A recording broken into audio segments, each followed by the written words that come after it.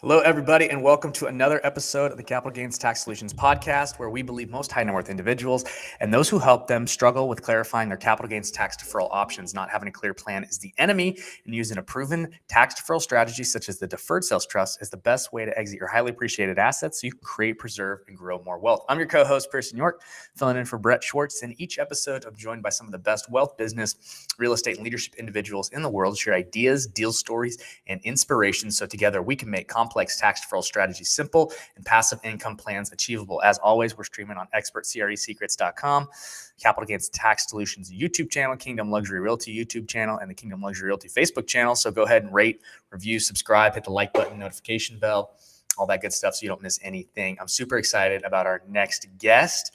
He is the principal and investor of Space Cravers Consulting. He's been doing real estate for almost 10 years now in New York City.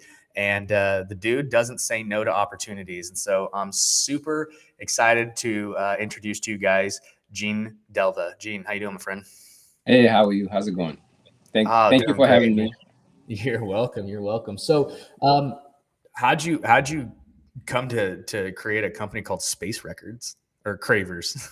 Yeah, well, I came up with the name because when I first moved to Brooklyn, New York, this was the beginning of the, I guess, maybe renovation is a better way to say it, of Brooklyn, New York. I don't know if you remember during the time where, Bed-Stuy, Crown Heights, and even Williamsburg, these were the times where investors were coming in, buying up properties, and they were buying them so quick, and the equities of these properties were going up so high so quickly.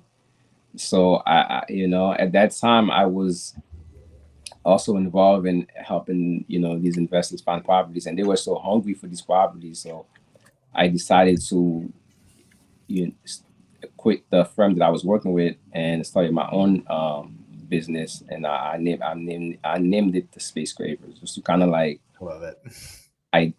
just to kind of represent the time of what was Yeah. going on during that time.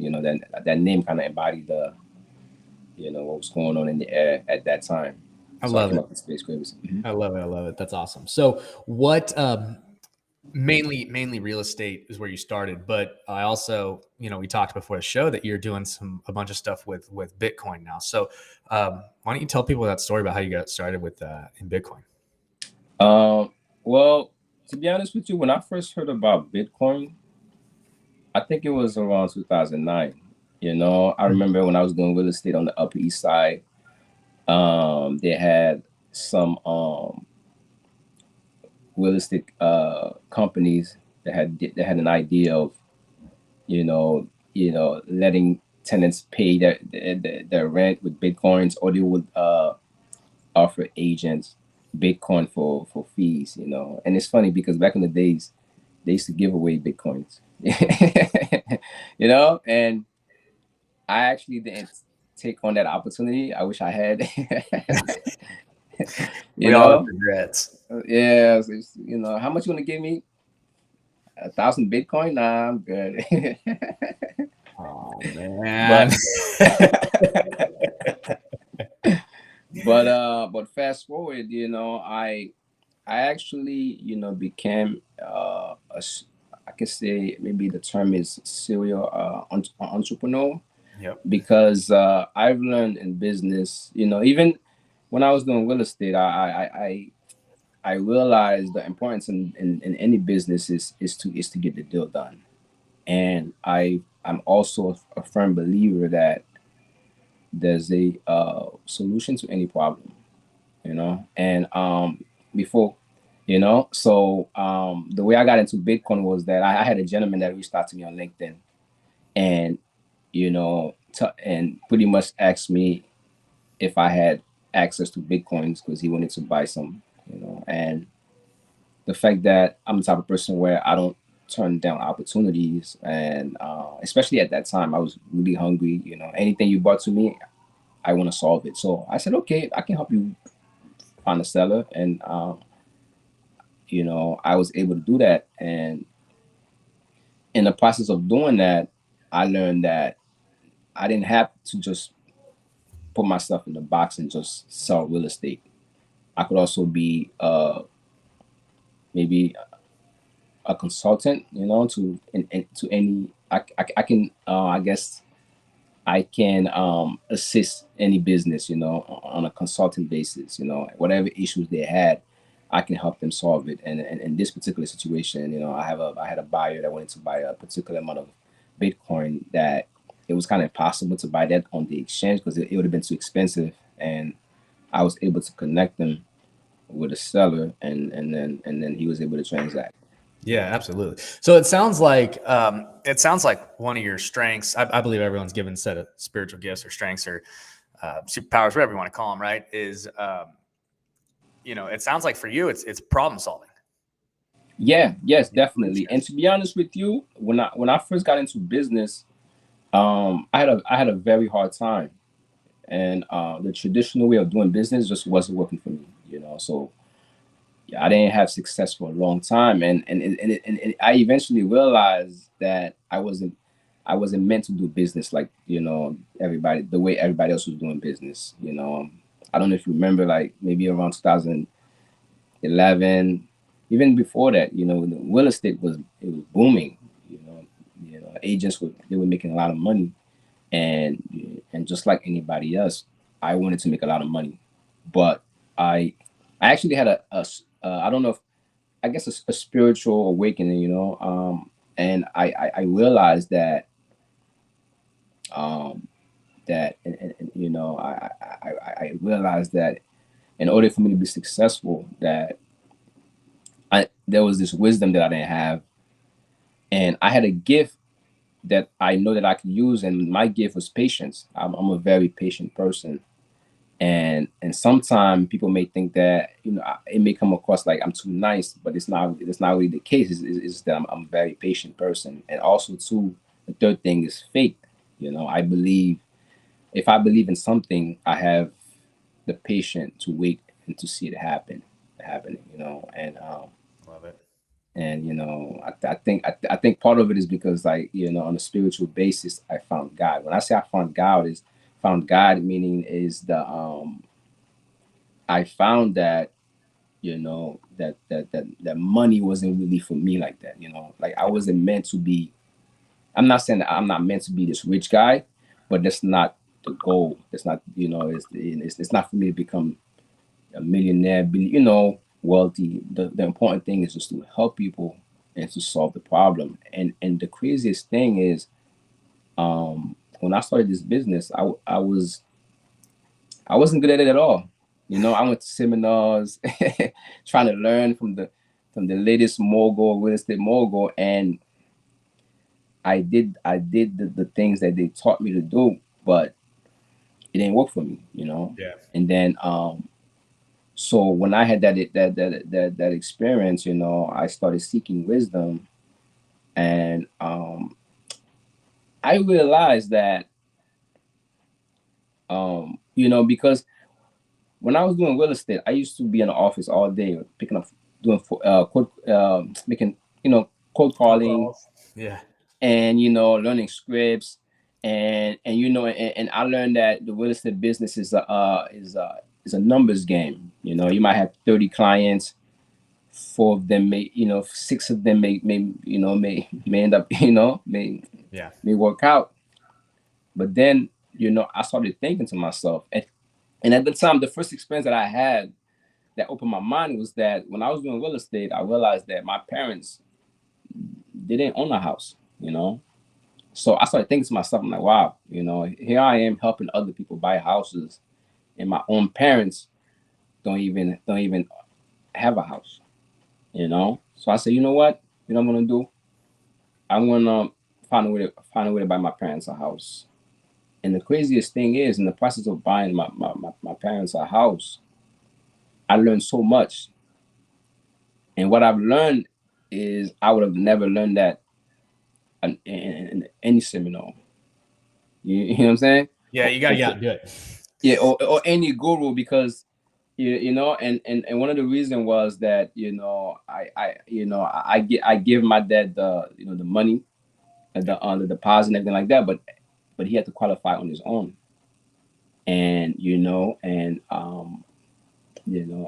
I was, and I helped him navigate throughout the whole process, and then we eventually bought the house.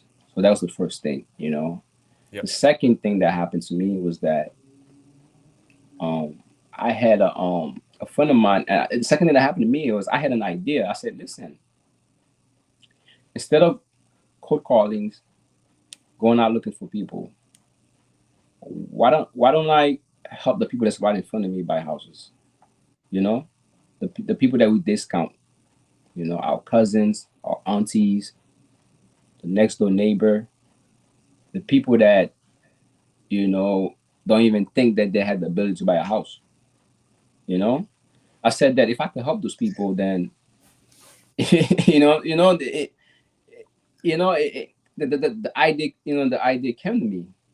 So I said, okay. And it's crazy because after that idea came to me, I was going to this church and this pastor introduced me to this lady. She's a teacher. Her income is decent, Hmm. but not decent enough to be able to buy a house in Brooklyn. Yeah. And but the pastor said, Gene, I need you to help her buy a house. I know you can do it. So right now, so at that time, I know she's not qualified, but I had to activate my faith. And like I said, I'm a patient person. So I said, you know what? Okay, let me see what I can do with her. And I connected her with a gentleman that I used to work with. He's a good friend of mine, a lender. He's amazing. I said to myself, if there's anybody that can qualify her, it's him, because he knows the ins and out. Hmm. Some people have a gift for certain things, right? Yep. So I felt like he was the guy that could do it, and he was able to find to qualify her, but on but there was one catch. The seller had to agree that the seller had to agree to give the buyer $20,000 under the table. uh, I Like a shouldn't say it gift. that way. It's a how can I It's a say it? gift back. A gift back, yeah. Gift back. Yeah. And you know, I don't know any seller that will do that for you. With 20 grand, like, and to my surprise, after talking back and forth, explaining them, these people said that explaining them my client situation. I said, listen, man, this is a beautiful home. I know these people. I know that they're gonna take care of your house. Yeah. I think that they're the perfect fit for this house. Because a lot of time people buy a house, they're emotionally connected to the house. Oh, for So sure. even when they sell the house, they want to, in the back of their minds, they want to make sure that house is being taken care of. It's almost like a baby. You know Yeah. what I mean? They invest into it. I They know it's want to kind of see their crazy, apple but people trees do grow. think like that, huh? I said they want So to see their apple trees grow. exactly. So they say okay, and and I was able to help them, but in the process of helping them buy that house, something else happened. The attorney that we were using, this story is crazy. The attorney that we were using felt like she didn't deserve that house, you know? Okay. And his point was that, she, he his point was that she's not qualified, and that I'm the reason why she's qualified. Therefore, he felt like, I guess he had somebody that he knows that he felt like, the house should go to, whatever the case may be.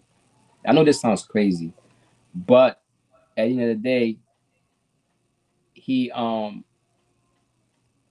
he tried to sabotage the deal, and things wasn't going nowhere. Something told me to read the contract. In the process of reading the contract, I found a few mistakes in the contract, and That he wrote. mistakes that he made. And the funny thing is, that's not my job, but because the other side was so angry about something, but whenever we would ask them what's the issue, they wouldn't tell us. But I took it upon myself to read the contract to see what was wrong, and then I realized all the mistakes. But I didn't make a big deal out of it. I reached out to the seller secretary, and I told her what was going on, and I told her, I asked her, can you please CC me on everything that's going on so I can be on top of it. And by doing so, we were able to close on the house. Nice. And so with that situation, I learned that being an agent, a real estate agent, is more than just showing somebody a property and seeing if they like it or not. There's a lot that goes into it that a lot of people don't see. Right. And I realized that my job was to help. It was to, help. Those type of people. People that, like you have a lot of people that they work hard. They spend they spend their whole life. They spend their whole life working. Making all type of sacrifices. Yeah. But because of their lack of financial intelligence, they never get a chance to buy a house. They never get a chance to do all type of things. But I think they deserve those things, for the simple fact that they're hardworking people. They sacrifice. They're raising their kids, and they stay out of trouble. And they're decent human beings. It just so happened that they don't have the financial intelligence, Right. what I mean? And then and it's funny because that's when I learned the business, and then I realized, and then so I became I started, the way I do my business is, if you give me 5 people, I'm closing all 5. It's not a numbers game for me. You give me 5 people, all 5 gotta close. And and I go I out of my love way that. to do that. You know what I mean? Yeah. Like, if, for example, like I had a recent deal that I was working on. Yeah, do you mind if I? Do you mind? I don't wanna. Is that okay if I keep going? Or Yeah. So let me pause you there for a second because I want Yeah. to pull some things out. So what I find super fascinating is that you know through these trials you're learning how to maneuver and basically like navigate these waters for your clients, and you're working with what it sounds like clients that are not like, I don't want to, they're not layups, for example, right? They're not Yeah. shortcuts. Yes. Like they're Exactly. they're complicated. There's issues, right? They have Yeah. maybe lower income or not as good a credit, and you have to figure out, okay, how am I going to do that? So what I kind of want to bring this around to is like, so you've got this company now that you've started. Are you still doing just single family? Are you doing commercial? What else are you doing? I mean, to be honest with you, because of my experiences, I don't really focus on anything. For example, I can do, multifamily. I can do things that's more than 10, 15. I try to, whatever comes my way, I'll work on it if it makes sense for me. Yeah, absolutely. So So yes, because of the things that I've been through in the past, it I don't really specialize. I specialize on, like, trying to solve the problem, and in the process of doing that, this is how I'm learning, yeah, and that's absolutely. basically it. But mainly, to be honest with you, lately I've been focusing in a lot of multifamily properties. So let me ask you this question, because this is a big problem for a lot of people. So I'm curious to Mhm. get your thoughts on it. How are you solving the capital gains tax problem if they go to sell? You know what? To be honest with you, it's interesting that you reach out to me, because I do feel like your business, in a way, is kind of like remind me of some of the things that I'm doing. You trying to help somebody, from, you trying to help them save money, Yeah. and in return, this is a good thing. 30%, 40%, it's a lot of money. Yeah.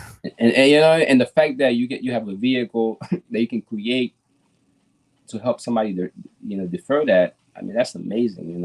I mean, 30% might not be nothing to somebody who have a lot of money, but You know, for some people, man, that's a lot of money. You know what I mean? Yeah, Uh, definitely. What are the potential solutions that you have come up with? I mean, to be honest with you, I feel like your business, I feel like this is something that I can add to to my business as a tool to help my customers, because Yeah, absolutely. yeah, because this is what my business is about. But my business, we're not really um like money driven. The money's gonna come, Right. but we're more about solution. We're a solution based type of business. And then we try to educate people. We try to help people in many ways, in any way that we can, in any ways that we can, that we can do so. So in regards to that, I have clients that are, they'll buy one property from me, they'll come back and buy another one, they'll buy multiple properties. So I think they can definitely benefit from that. So are you From a so 1031 exchange. yeah, definitely. I know about that a little bit more, but as far as like, the deferred tax strategies, I'm kind of green on that subject a little bit, but I think it's interesting. I think I can definitely benefit from that. And I think people can definitely benefit from that. Just So you want knowing that you have that option. Yeah, absolutely. So let's get into that a little bit because Cool. so just some context, right? So typically, like, um, so I'm a real estate agent out in Newport Beach, right? And one of the things is out here in California, right? I have super high taxes, like you do in New York, right? Okay. Super high state taxes, super high, um, and wealthy people, right? That have assets that have just super highly appreciated. For example, Yeah. I mean, there's a gentleman who bought, two properties on the beach for like 600 grand back in the 90s, and now they're worth 10, 12 million, right? But his basis is like 1.2 million. He's fully depreciated them. I mean, he sells those properties for $12 million, and he's looking at a $4 million+ capital gains tax. It's ridiculous. And so one of the strategies that I've implemented in my business, and this is why I do this podcast and all this kind of stuff, is because it's kind of like the cornerstone of my competitive advantage out here, is the fact that I can defer the tax on all of those properties. And it's not just uh, real estate. I mean, it's commercial real estate. It's residential primary homes. It's Bitcoin. It's stocks. It's businesses. It's uh, anything that's highly appreciated. You Wow. can use a deferred sales trust for. So Um, and you can transfer it into any sort of asset classes. So if anything about a 1031 exchange, one of the problems is, and this is one of the biggest frustrations with the capital gains tax on the 1031, is that people have 180 days to close on a brand new property, and they only have 45 days to identify that property. And then they wow. have to go back into property, like, or some sort of like land. So if you got to sell a building, you're going back and doing a building, and you got to replace the debt. And it's hard to find those deals in a market that's, kind of going up, right? Because you're selling high, Definitely. and then 180 days later, you're buying even higher, and your depreciation schedule travels with you. And so one of the beautiful things about the deferred sales trust is that it's like kind agnostic, which means you can sell an asset and then you can put it into stocks, bonds, mutual funds, business. You can put it into real estate when you want, though. You don't have to do it right away. You don't have that 180-day time constraint that you do with a 1031, and you don't have that like kind time constraint. So you get to control the timing of it. So, for example, we had a lady who had bought Bitcoin back in 2009, of course, right? She put 50 grand in. Goes to 50 million. Okay. She is like, all right, I'm gonna liquidate some of it because I need to get out. She couldn't figure out how to get out of it. She didn't sell any of it because she's like, I have this huge tax problem, right? If I sell all this. Plus she would tank the markets and all this kind of stuff, right? Like, so anyway, she ended up doing a deferred sales trust. She deferred about $5 million, and she put that and saved about 1.8 million in capital gains tax liability, and she put all 5 million into the DST, and she took a bunch of that and invested it in her friend's like education business for people in India. Like that was what she wanted to do, start her friend. But now she's got the other, couple million sitting in this trust, right? And now that Bitcoin has dropped to, I mean, I'm sure what, like I just saw like 28,000 like today as of May 27, 2022, right? Well, guess what? Now she can buy. She sold at 54,000, right? Which and it went to 65, so people are like freaking out. But now she looks like a genius, right? It's now 28. But guess what? She's positioned to where she can go and buy back in low because she can control the timing of it. And so it's like it's the ability to I don't want to say time the markets, because never win when you time the markets, but when you have the ability to kind of control when you're gonna go in, and you can sell high, right? And buy low, you can exponentially increase your wealth. And so the fact that it works for all of that is absolutely just amazing. And you guys can learn more about that. So basically she could use that same tax deferred money to invest again. And then whatever income she makes, she can pay the taxes. She could pay the taxes, or she doesn't have to. She can let that compound if she doesn't need the revenue. Let me ask you, is there a time limit for that? So we structure what happens is you become a lender at that point. So quick mechanics, right? You have a buyer that's gonna buy a piece of property, right? And let's say this guy's gonna buy it for $1 million, okay? And we bought it for $1 million, right? He's gonna sell it for $5 million, and his tax, is gonna be around, I don't know, $1 million. Okay, so what happens is you guys line up the transaction, right? Before you close, we talk with the client, and we get their risk tolerance questionnaire and everything all squared away.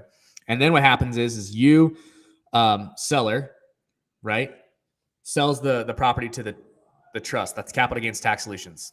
They sell it to the trust, okay? And then the trust turns around and immediately sells it to the ultimate buyer, okay? The ultimate buyer will fund the trust, whether it's cash or financing or whatever it is, right? They will fund the trust. They'll take title and they'll walk away. And then the trust is left with all the capital. They'll pay off the debt, okay? But then that money's sitting there in a pot. And then they turn around and they write you a note. And they write you a note for the $5 million, right? Or $4 million after you pay off your debt or whatever it is, right? At a preferred rate of return based upon your risk tolerance that we talked about before. And then and then we structure those notes typically in about 10 years, but they're flexible. You can do 7 or 5 or whatever. So what ends up happening is at the end of 10 years, right? You can have a couple options. You can take the money out and pay your tax and whatever. Anything that you have made interest-wise, you'll pay ordinary income tax on. Anything that you have left in there for the principal of the gain will be taxed at the capital gains rate. But you don't have to. You can just renew the note. And what's cool is because you can basically use it as like a self-directed IRA account almost. It's a business trust that only does business with you. But you can invest in any property or anything that you want, right? Most people just renew it because they're like, why am I going to bring this money back and pay the tax on it when I can just continue to invest it in whatever I want? So we had a gentleman sold a $2.6 million business. He ended up deferring about $600,000 or $700,000 in capital gains tax, turns around and puts it into a 72-unit multifamily development deal like a year and a half later. So his ability to do this to control it, he can invest in whatever he wants. It's like, so why? It also moves assets outside the taxable state. So for those people that are in that $22 million range, and you're over that, you're going to have a significant tax to the heirs at the estate tax, and it moves assets outside the taxable state for that. So it's a phenomenal estate planning tool as well.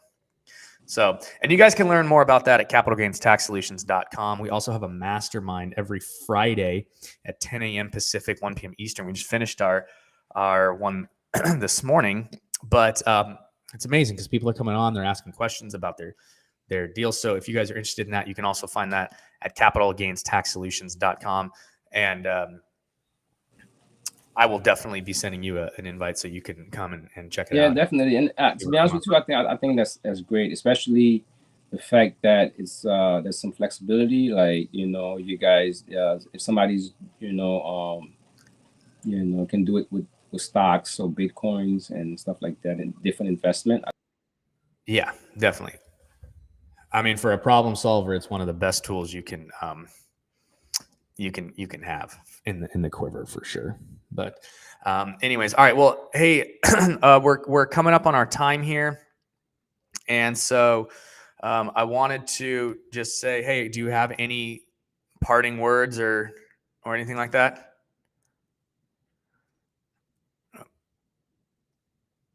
It sounds like you're sounds like you got muted there.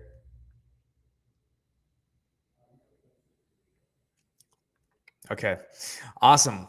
Well, thanks again, everybody, for listening to another episode of the Capital Gains Tax Solutions podcast. As always, we believe most high net worth individuals and their professional teams struggle to clarify their capital gains tax deferral options. Not having a clear plan is the enemy.